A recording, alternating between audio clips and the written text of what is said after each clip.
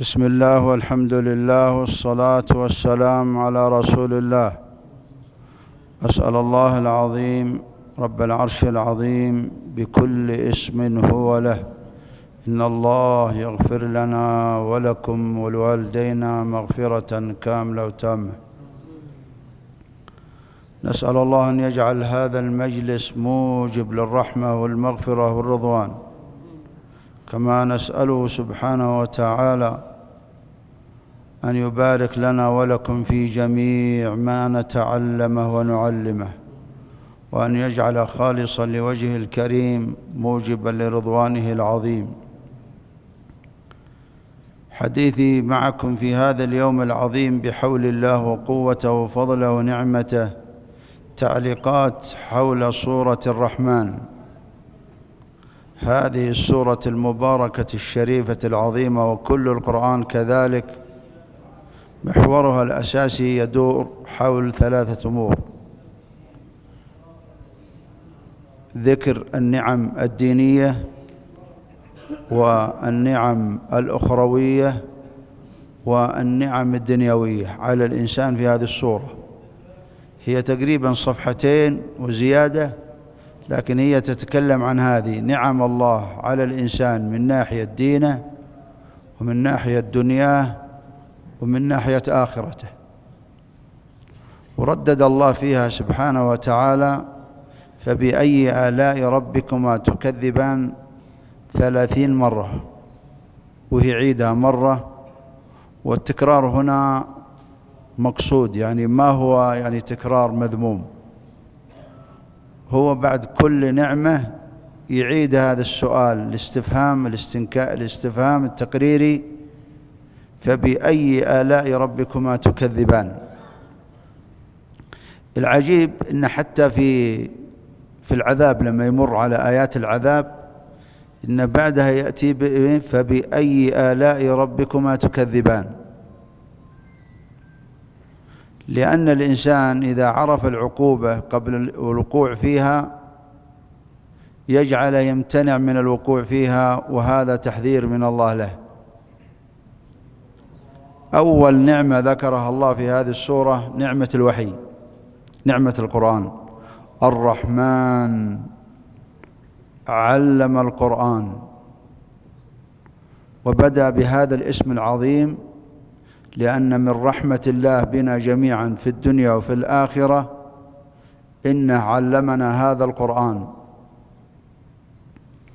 والقرآن هو حجة للإنسان أو عليه، به يعرف العقيدة ويعرف كيف يعبد الله ويعرف أسماءه وصفاته، وكل عن طريق هذا الوحي. وبالنسبة للقرآن النعمة هذه هي خاصة بالمؤمن، لأن الكافر في حقه حجة عليه. الكافر حينما يسمع القرآن حجة عليه، ليس حجة له، ولهذا هو يكثر من حجج الله عليه. فالقرآن هو كتاب هداية وللمتقين، وهذه نعمة اللي انتفع بها المؤمن. ومن هنا أيها الكرام قال نبينا: بلغوا عني ولو آية. أنا ذكرت في عدة مجالس، يعني سبحان الله أيها الكرام، العلم والأمر بالمعروف والنهي عن المنكر والدعوة إلى الله، وهذا القرآن هو يخرج الناس من الظلمات إلى النور. يقول شاب، يقول: كنت أنام بالنهار وأسهر بالليل.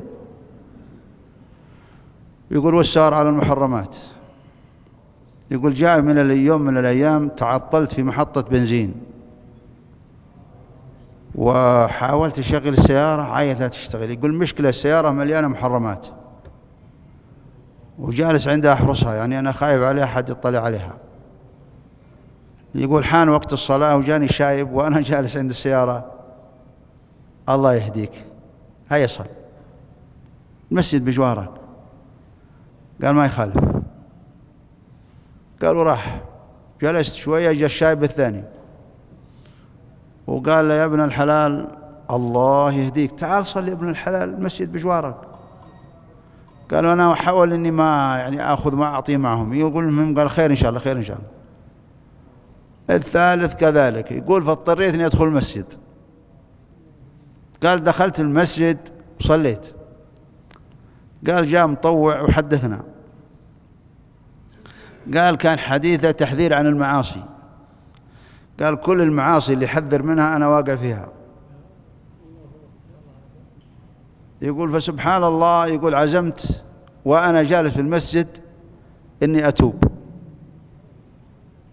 مع أني سبحان الله يقول أني التعطل هذا والأشياء هذه كلها جاءت بقدر من الله. يقول فبعد ما انتهى من الموعظة ذهبت إليه وقلت جزاك الله خير، جعل الله توبتي على يديك، أنا تائب من هذا اليوم. الشاهد من هذا أيها الكرام، شوفوا الناصح الأول مار بس يا ابن الحلال صل، والناصح الثاني، الناصح الثالث، وساقوه هذا كلهم اجتمعوا حتى هدى الله هذا الشاب.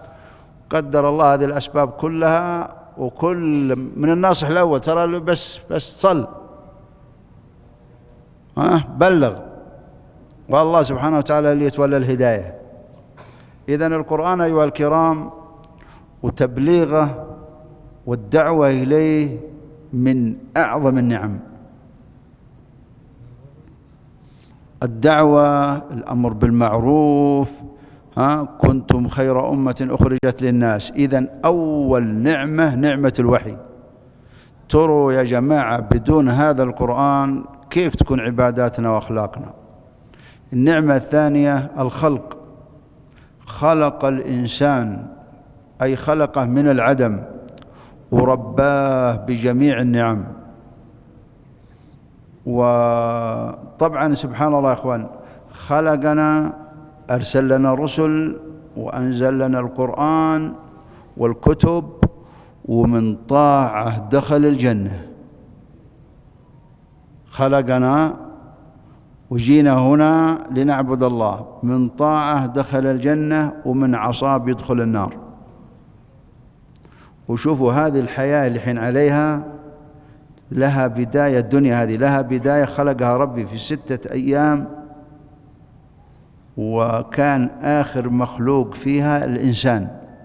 خلقها ربي آخر واحد من المخلوقات في الدنيا هذه، هو آخر من خلق الله في هذا الكون آدم، ودخل بعد العصر وخرج من الجنة قبل المغرب.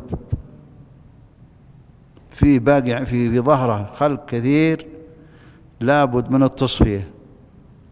وسبحان الله أيها الكرام، الدنيا هذه في وسط السورة هناك لا نهاية، كل من عليها فان، والإنسان ما بيفنى.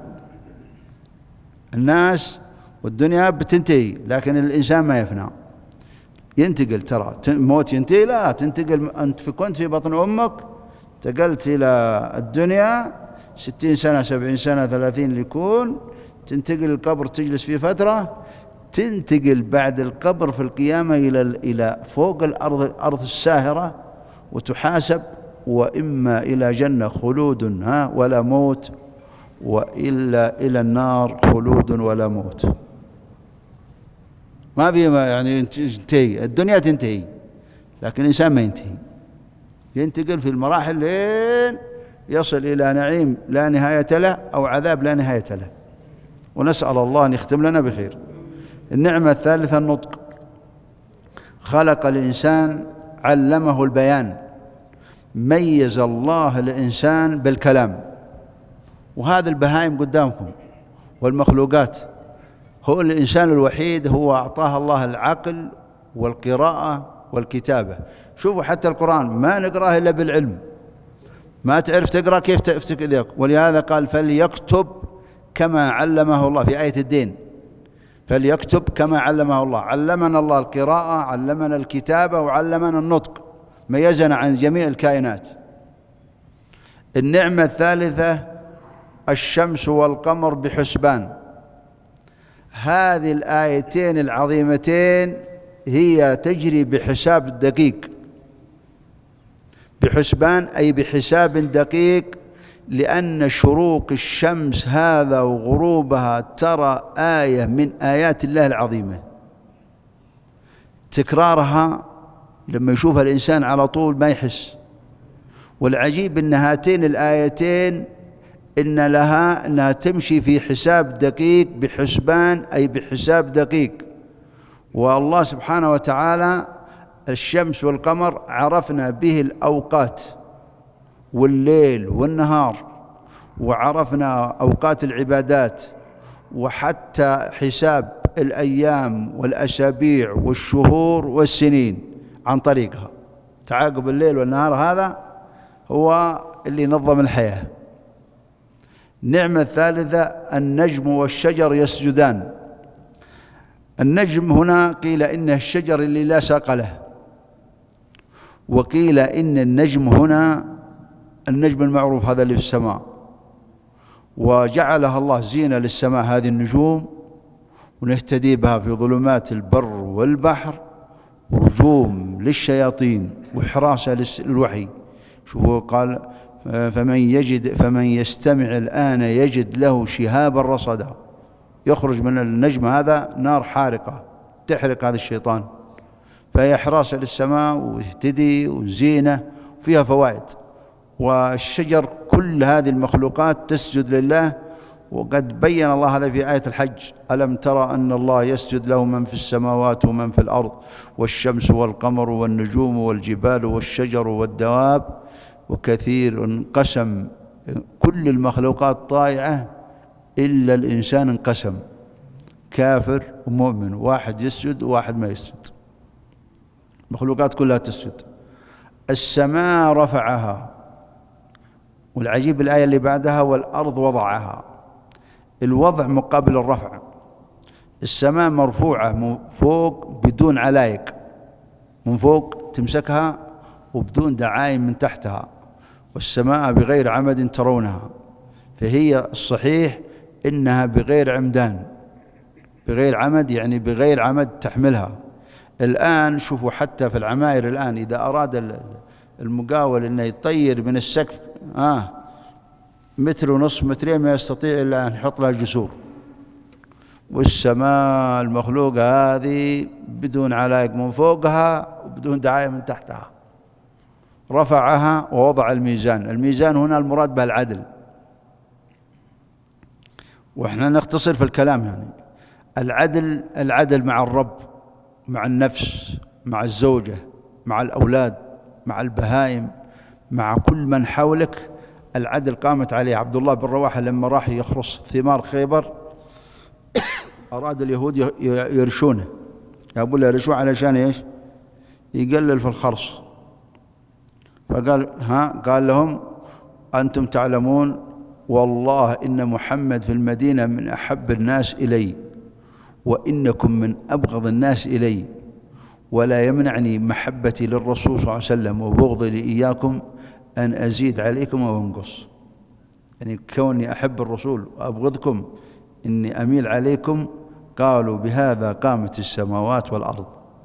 يا رسول الله أنا أريد أن أنحن ابني هذا أرض وأبغاك تشهد عليها. فقال الرسول: كل أولادك نحلت أعطيت؟ قال: لا. قال: اتقوا الله، أشهد غيري، اتقوا الله اعدلوا بين أولادكم. ما يصلح أن الأب إنه يعطي يخص بعض الأولاد بشيء ويخص البنات ولا شيء من هذا. اتقوا الله واعدلوا بين أولادكم. شوفوا السماء رفعها ووضع الميزان، والمراد به العدل. والأرض وضعها، الوضع هنا الخفض. والأرض وضعها للأنام. الأنام المخلوقات ومنها البشر، يجي لها تفسيرين. الأنام أي وضعها لجميع المخلوقات وهيئها للسكنة، فهي منخفضة، والسماء مرفوعة. فيها فاكهة. الفاكهة كل ما يتفكه به. والنخل ذات الأكمام. الكم في النخل، الكم في النخل هي تأتي مثل اللي يسمونها الآن الذرة. هذه الذرة اللي يبيعونها على الطرقات هذه، أو ما يسميه به الناس الآن يسمونه الهند. الذرة هذه على شكل الذرة، الكم النخلة بيطلع أول ما يطلع على نفس حجم الهند بالشكل هذا، يأتي مغلف ثم ينفتك. والنخل ذات الأكمام، في سورة فصلت قال وما تخرج من ثمرات من أكمامها. كل الثمرات في البداية تأتي في أول ما تطلع تكون مغلقة ثم تنفتح زي الزهرة. هذه النخل ذات الأكمام. ولهذا اليهود سحروا الرسول صلى الله عليه وسلم في جف طلع، هو الطلع هذا اللي هو الكم. لما شفت الغلاف هذا الذرة هذه اللي لما يجي لها غلاف النخل يطلع لها كذلك، فكم الطلع هذا أخذوه حطوا السحر فيه وخيطوه. وسبحان الله يولكم ما عندهم زي الآن أقمشة تحصل لك أشياء، هم يتخذون أي وسيلة يعني يحطون فيها الأشياء التي يعني يريدون يخفونها. على كل حال الأكمام في النخل هي تأتي بالشكل هذا ثم تنفتق وتطلع منها العذوق والشماريخ. وذات الأكمام خصها الله سبحانه وتعالى من بين يعني أجزاء النخلة. طبعا النخلة هذه شجرة مباركة وثمرها مبارك، ينتفع الناس بها حية وينتفعون بها ميتة وينتفعون بجميع أجزائها، وهي ما تسمى النخلة هذه بالبيت الكامل. وفي كلام كثير حولها لكن بنتجاوز علشان نوصل إلى كل من عليها فعل ونوقف عندها. والنخل ذات الأكمام والحب ذو العصف. العصف هو القشر، قشر الحب، وكذلك الورق. ولما ما يسمى الآن بالتبن، التبن وملحقاته. والحب ذو العصف لأنه يقول لك إن الحب هذا للبشر والعصف هذا للبهائم. وفاكهة وأبا، الفاكهة معروفة والأب هو العلف العشب هذا.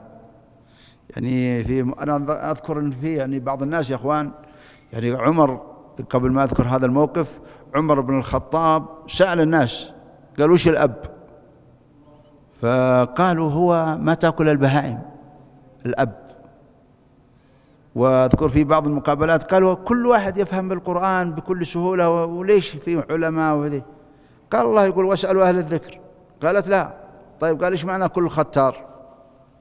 ختار كفور في سورة لقمان. ختار، الختار هو الغدار باختصار. كل ختار أي غدار كثير الغدر والخيانة كفور.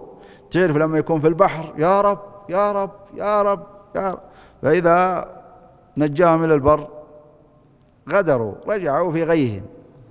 فهو يقول هنا وما يجحد بآياتنا إلا كل ختار أي غدار كثير الغدر والخيانة.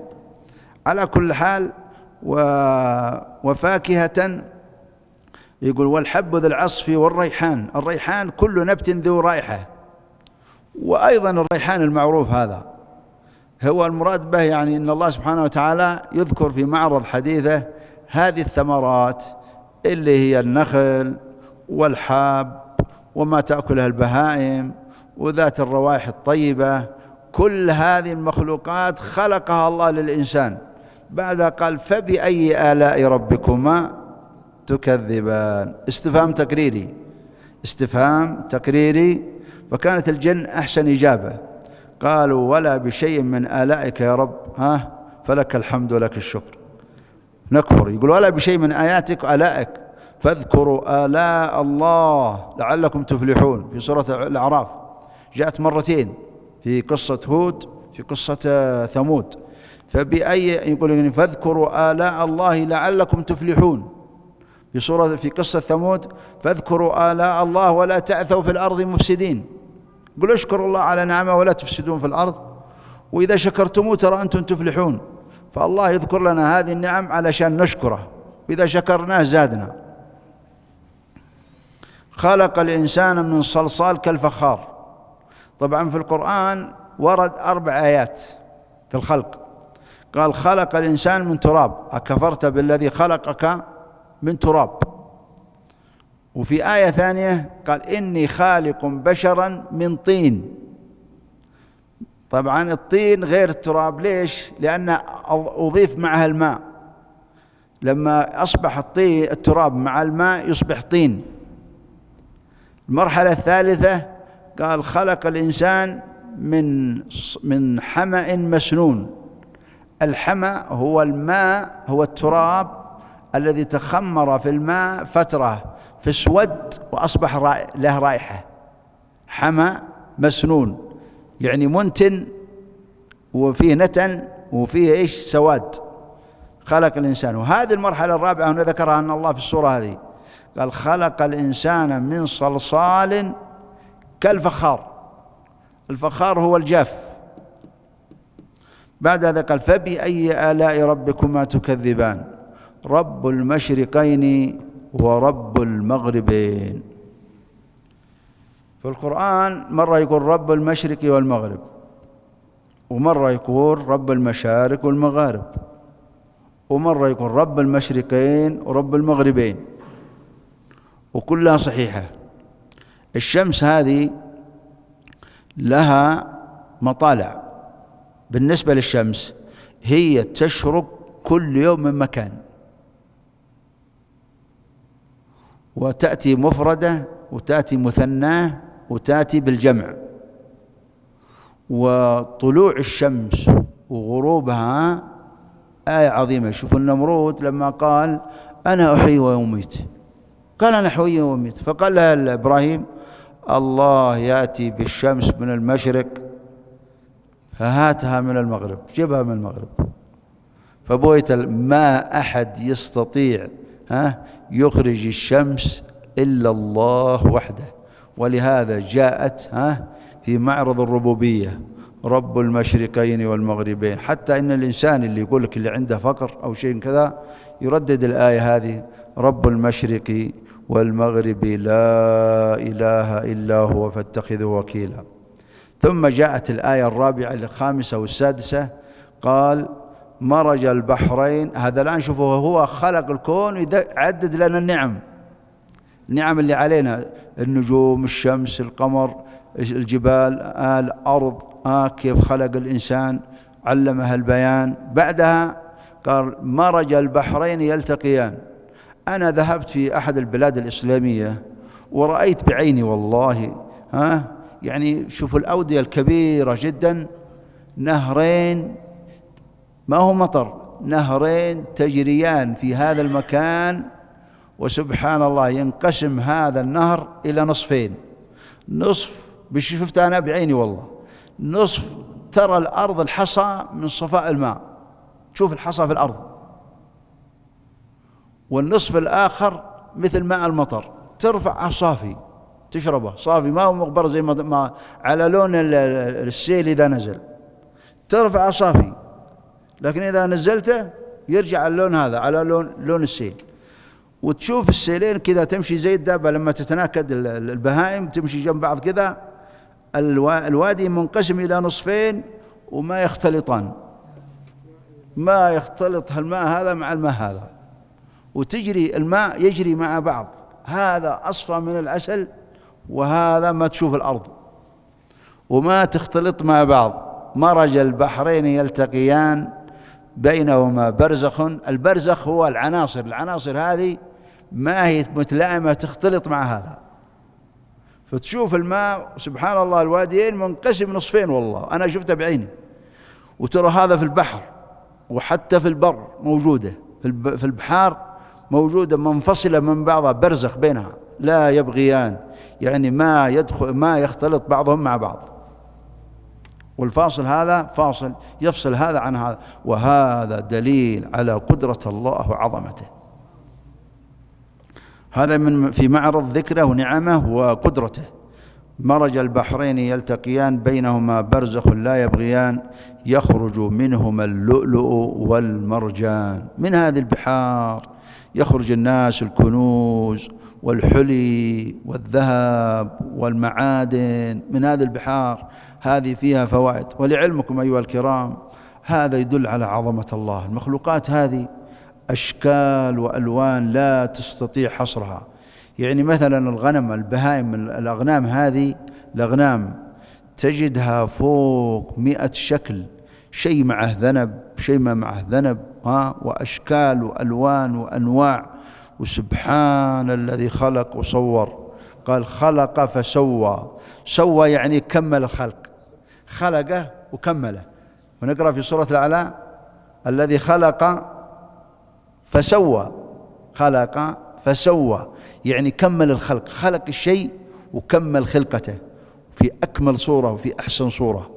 والله سبحانه وتعالى أخرج هذه الأشياء كلها من هذه البحار وتدل على عظمته. هذا ملك الموت يا جماعة، مخلوق واحد يقبض في الثانية وفي اللحظة بالملايين. أحيانا تجي حروب في مكان ويموت الناس، أو في الزلازل يموتون مئات الألوف في نفس المكان، غير اللي يقبضهم، اللي يقبضها في البحر، واللي يقبضها في الجبل، واللي يقبضها في أي مكان. سبحان الخالق. وملك واحد، ملك واحد يقبض هذه المخلوقات كلها، وفي كل مكان، وفي كل قرية، وفي كل مدينة، وفي كل بلد، واللي في جبل، واللي تأكل الطير. سبحان الخالق. وله الجوار المنشآت في البحر كالأعلام.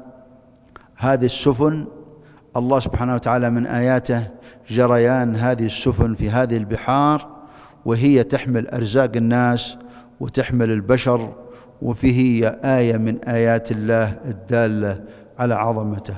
هو اللي علم الإنسان كيف يصنع هذه السفن، وكيف إنها تجري في هذه البحار، وتجري في هذه وكيف إنها تحمل الناس وتحمل أرزاقهم وتحمل البشر.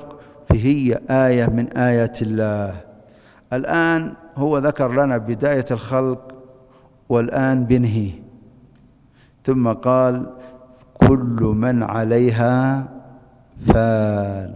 كل من فوق هذه الأرض بيموت، الكل سينتهي، ويبقى وجه ربك ذو الجلال والإكرام. ذو الجلال ذو العظمة باختصار، والإكرام أي اللي تكرم على جميع خلقه. اقرأ وربك الأكرم، اللي متكرم علينا جميعا. فهو أنت تتوسل بهذين الاسمين العظيمين. فالله سبحانه وتعالى هو الباقي وحده، وهو الأول بلا انتهاء، وهو الآخر بلا انتهاء، والأول بلا ابتداء، أول بلا ابتداء وآخر بلا انتهاء سبحانه وتعالى. وهو سيميت جميع المخلوقات اللي في السماء واللي في الأرض. وفي سورة القصص كل شيء هالك إلا وجهه، يعني إلا ذاته سبحانه وتعالى. خص الوجه لأنه أشرف الأشياء، وسبحانه وتعالى وجه ربنا أكرم الوجوه وأعز الوجوه وأعظم الوجوه. والله سبحانه وتعالى هو الباقي بعد فناء المخلوقات، أوجدها وبيفنيها. طبعا باقي إن شاء الله في الأسبوع القادم نكمل بقية السورة في مجاوزة علشان الكلام هذا، لأن الآيات هذه مرتبطة مع بعض. سنفرغ لكم أيها الثقلان. يعني ليس أن الله كان مشغول أصبح فارغ، لا، المراد بس سنحاسبكم على أعمالكم، لأنه قال كل من عليها فان. كل يوم هو في شان، هو يخلقنا، هو يرزقنا، هذا يموت، هذا يجي له ولد، هذا يجي له سبحان الله تجي الأشياء هذه كلها. ثم في النهاية كل هذه الأشياء الله سبحانه وتعالى بعد ما خلق الكون يفنيه، وننتقل إلى مرحلة الحساب. ونقف عند هذا القدر. أسأل الله العظيم رب العرش الكريم اللي يرى مكاننا ويسمع كلامنا ولا يخفى عليه شيء من أمرنا. اللهم يا واحد يا أحد، يا فرد يا صمد، يا أكرم من سئل، يا أرأف من ملك، يا أجود من أعطى، أنت الكريم الذي لا أكرم منه، والرحيم الذي لا أرحم منه، والعظيم الذي لا أعظم منه. نسألك بعزك وذلنا إليك وبغناك وفقرنا إليك، وبقوتك وضعفنا إليك. أنت الخالق ونحن المخلوقين، وأنت الرازق ونحن المرزوقين، وأنت الرب ونحن العبيد، وأنت المالك ونحن المملوكين. نسألك يا حي يا قيوم يا ذا الجلال والإكرام بشهادة أن لا إله إلا الله، يا من ملكت الأشياء وصرفتها ودبرتها وكان أمرها كلها وحدها إليك، نسألك في هذه الساعة المباركة ألا تدع لنا ولأزواجنا ولذرياتنا ولوالدينا ولأزواج ذرياتنا وذرياتهم وجميع المسلمين، ألا تدع لنا جميعا ذنب إلا غفرته، ولا هم إلا فرجته، ولا بلاء إلا رفعته، ولا عدو إلا كبته، ولا عسير إلا يسرته، ولا دين إلا قضيته، ولا مريض إلا شفيته، ولا حاجة من حوائج الدنيا والآخرة إلا قضيتها ويسرتها برحمتك يا أرحم الراحمين. اللهم انصر الإسلام وأهله في كل مكان نصرا عزيزا، اكتب للإسلام وأهله عزا ونصرا وتمكينا، واكتب لأعدائه ذلا ومهانة وقهرا. اللهم ارحم ضعفنا واجبر كسرنا وتولى أمرنا في الدنيا وفي الآخرة، واكفنا كل هول دون الجنة. صلى الله وسلم وبارك على نبينا محمد.